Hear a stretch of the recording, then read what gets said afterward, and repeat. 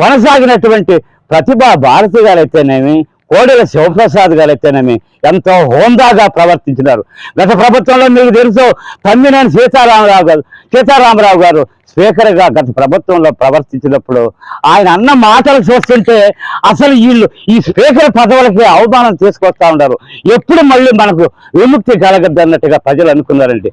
ఆయన గతంలో ఏమంటాడు, చంద్రబాబు నాయుడు జైల్లో ఉంటే, రాజమండ్రి జైల్లో ఉంటే అక్కడ వ్యక్తులంతా ఇక్కడ దోమలు ఉన్నాయి ఈ రూముల్లో అంటే, దోమలు కాక రంభా ఊరవేసి ఆయన పక్కన ఉంటారన్నాడంటే ఇటువంటి దగులుబాజులను ప్రజలు ఎన్నుకునింది. అదేమనంటే చంద్రబాబు నాయుడికి Z+ కేటగిరీ కానీ లేకుంటే ఎప్పుడు సంతోషిండేవాళ్ళం అని అంటాడంటే ఇదే వీళ్ళ యొక్క నైజం.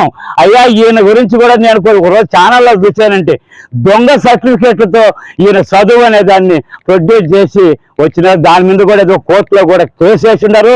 ఇంకొక చిన్న విషయం అండి నేను చెప్పబోయేది,